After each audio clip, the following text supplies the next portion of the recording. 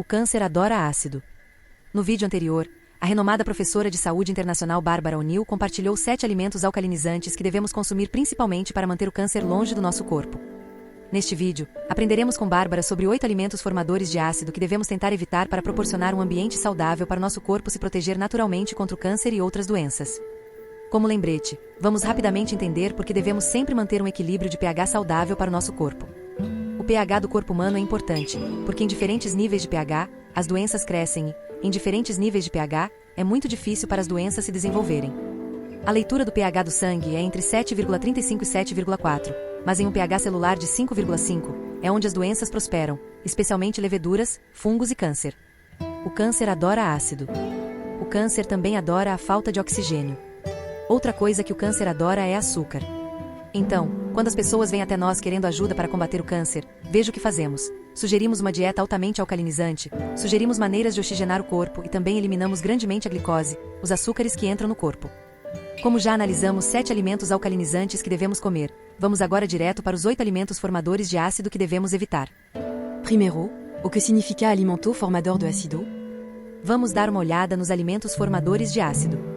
Esses alimentos formadores de ácido são ricos em minerais formadores de ácido, que são fósforo, enxofre e cloro. Então, quais alimentos são ricos em fósforo, enxofre e cloro? Primeiro é a carne. Então, quais alimentos são ricos em fósforo, enxofre e cloro? Carne. Isso explica por que o Dr. Colin Campbell descobriu que podia ligar e desligar células cancerígenas como um interruptor pela quantidade de carne e produtos lácteos que ele dava aos ratos. Portanto, carne vermelha e carne processada são os alimentos ácidos mais comuns na dieta ocidental. A carne vermelha é rica em proteína e fósforo, aumentando assim a quantidade de ácido na dieta. Em seguida, vem o trigo.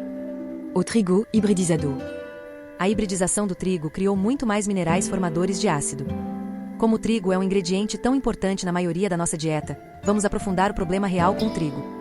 O trigo original que Deus criou é chamado de trigo incorne, ou alguns o chamam apenas de incorne.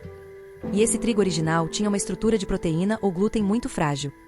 Não é assim quando, mas estima-se que há alguns milhares de anos, o incorne fez uma hibridização selvagem com uma grama de campo e surgiu com a variedade de trigo Emmer. Sua estrutura de proteína ou glúten não é tão frágil, mas ainda é bastante frágil.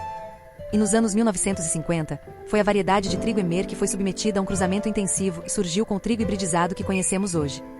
Essa hibridização do trigo criou uma estrutura de glúten ou proteína incrivelmente complexa. Hoje estamos olhando para como o processo de hibridização mudou a estrutura do glúten ou da proteína, e é quase como se apenas um estômago de ferro fundido pudesse quebrar essa estrutura de proteína ou glúten muito complexa. Isso explica por que tantas pessoas são intolerantes ao glúten hoje. Na década de 1990, todas as massas, pizzas, biscoitos, bolos, cookies, donuts, cereais, pães, todos são feitos de trigo hibridizado. Os agricultores adoram isso e eu não os culpo por adorarem porque eles obtêm 6 vezes mais grãos por acre. Foi promovido para ajudar na crise de fome no mundo e estudos de segurança nunca foram realizados. Isso explica a intolerância ao glúten que vemos hoje. Os 2 sintomas mais comuns de uma intolerância ao glúten são névoa cerebral e inchaço. O terceiro alimento formador de ácido na lista é a cafeína. Todos os seus alimentos e bebidas com cafeína têm um efeito ácido. Uma dieta desequilibrada, rica em alimentos ácidos, como proteína animal, cafeína e alimentos processados, pressiona os sistemas reguladores do corpo para manter a neutralidade do pH no corpo. O buffet extra necessário pode esgotar o corpo de minerais alcalinos, como sódio, potássio, magnésio e cálcio, tornando a pessoa propensa a doenças crônicas e degenerativas. Portanto, é importante consumir com moderação. E, claro, a cafeína geralmente vem de mãos dadas com açúcar, o que certamente aumenta isso. E lembre-se do nosso Coca-Cola, que é uma combinação de cafeína e açúcar. É um assassino. É tóxica. Então, o próximo que você não se surpreenderia em encontrar na lista é o açúcar refinado. O açúcar refinado é muito formador de ácido. Enquanto o açúcar em si é completamente neutro em pH 7, o açúcar é considerado um alimento formador de ácido por causa de como ele afeta o equilíbrio de pH do corpo durante o metabolismo. Quando o açúcar é consumido, ele é metabolizado principalmente pelo fígado, produzindo subprodutos metabólicos, como ácido láctico e ácido acético, que aumentam a carga ácida do corpo. Além disso, o metabolismo do açúcar esgota minerais alcalinos, como cálcio, magnésio e potássio, que são essenciais para tamponar e neutralizar ácidos. A alta ingestão de açúcar também estimula a liberação de insulina, o que pode levar à excreção desses minerais através da urina, contribuindo ainda mais para a acidez. Além disso, o açúcar altera o microbioma intestinal, promovendo o crescimento de bactérias produtoras de ácido, aumentando a carga ácida. Finalmente, A inflamação induzida pelo açúcar produz subprodutos ácidos, exacerbando o ambiente ácido geral no corpo. Um alimento surpreendente que você encontra na lista é o queijo envelhecido. O que é o azul no queijo de veia azul? O azul no queijo de veia azul é mofo. Portanto, os únicos queijos que não se enquadram nessa categoria, os queijos que provavelmente têm um pH de 7, seriam os queijos frescos, como cottage e ricota.